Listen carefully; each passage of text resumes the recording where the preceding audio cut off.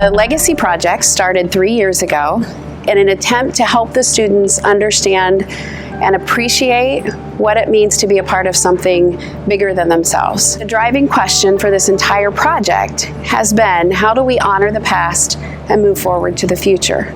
And this is a goal that definitely was going to take more than just 1 year. The first year's group of students in 2017-2018 did the research. And then there was a winning proposal, which is the raising funds, okay, and purchasing one of those blueberries that you see around the community and painting it to commemorate Lincoln Junior High as it is today, and to put that out front of the new building. Last year's team took on the task of raising the funds to actually purchase the blueberry. They hosted a Halloween maze and we earned money for it. We designed our own rooms. There was 4 separate rooms and we got to participate in it while people came. It's a pretty fun time. They did it in a matter of 4 weeks' time. And we got to choose whatever we wanted to do, and I chose the electric chair. And I just had to scream at the top of my lungs so it could sound like I was actually getting shocked. This year's group of students, they will apply a QR code to the blueberry, which will link them to a virtual time capsule. We have not rolled out the virtual time capsule to this year's class yet. And the time capsule will show generations to come what life was like for a student in 2019.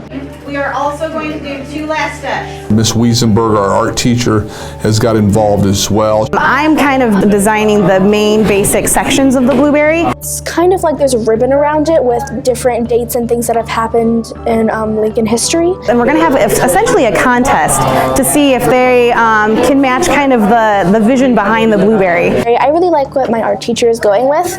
I think that we could do something really creative with the ribbon design and how it flows across the blueberry. Right now I have 2 students that I'm really talking to mostly, so we're not really sure how many students will actually be participating quite yet. I'm in 8th grade and I would feel really cool if my artwork was chosen. Well, my mom would probably be very proud of me. We're going to submit it to the Heartland Artist Gallery and then hopefully get painting sometime after Christmas. Well, to me, that's the power of PBL and project-based learning. And it was kid-generated. It was kids that decided this would be a great way to remember the building. We wanted to get as many students to have a part in making history and connecting to their community. It was kids that decided how they were going to raise funds. Yeah, it's just crazy to think that I had a part in it, of the school and the overall history of Plymouth.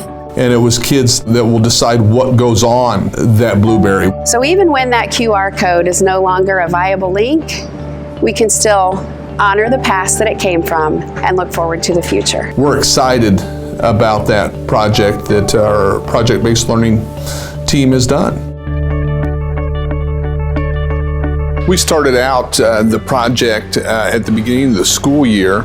All the teachers and myself, we took a tour of the new, but we also talked about the importance that it's going to have to commemorate the old, and what an important part of the community it has been over the years. I've always felt that the community, it is their school, okay? It's not our school, it is the community school. So I want to open up the building and give people an opportunity to come and see what it looks like in 2019 as compared to maybe when they went there in the 80s or in the 90s or even before then. A lot of people in the community that remember going to high school here, and then obviously a huge generation of people who went to middle school here. We have a committee now of some teachers that worked here at Lincoln for a long time, retired teachers on the committee as well, and we just have some people that were interested in being part of a committee that commemorates a building that they worked in and really enjoyed being in. Lincoln is a really neat and special place. Yeah, Larry McFerrin had all these boards. We want to commemorate it. On November the 20th from 9 to 11, it will be Community Day. When they come into the building, we'll have them fill out a card, and we're going to have door prizes, and they will get planks from the original Centennial Gym floor. So it's part of the original floor that we will be giving away for door prizes. Mr. Gault wanted it to be, he wanted them cleaned up. Here, you do this. And we scrubbed them up. There's some things in here that we have to really dig in and clean out. Some of them are really gunky. We're just using brushes. This is Barron came up with the plan. I'm in charge of the National Junior Honor Society here at schools. Those kids came today. If there's other boys, we have to do that. And now, like, this one is clean. Well, it's such an honor for me, and I'm sure that for everyone else in here to be cleaning these boards that were from 1936. We're going to send them over to the high school, and Mr. Schieber's class is going to engrave them. Lincoln High School at one end, and use 1937 as our starting date, because that's when the gym was dedicated.